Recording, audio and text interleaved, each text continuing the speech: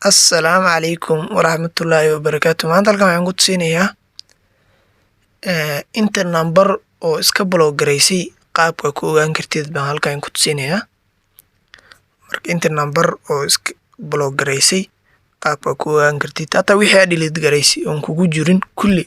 qaabka ku ogaan kartid halkan ku tusinayaa. Marka isla socona marka hore saatigiisa halkan meesha dadka lagu waca hadda Android isticmaalayso okay hadda iPhone isticmaalayso ku tijaabani wili iPhone ma isticmaalin kuma fiirin laakiin halkan ku dhufanaysaa meesha calls marka saddexdan dhibac ku dhufanaysaa settings ku sii dhufanaysaa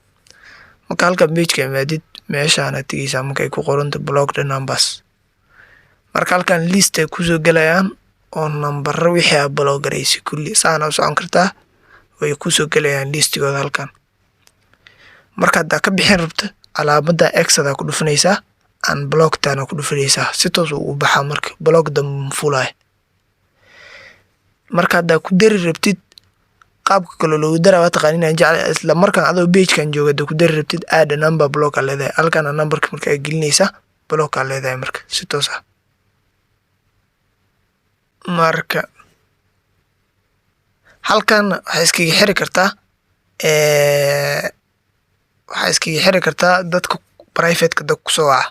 halkan calaamadan ku dhufanaysaa si toos markuu wixii private kugu soo waca kulli calaamadan on dhaysaa wixii kugu soo waca private kulli busy la dhahayaa kuma soo gali karaan wixii private isticmaalay laakiin waa la iska ilaaliyaa waayo dadka qaar private waa ka fuulaa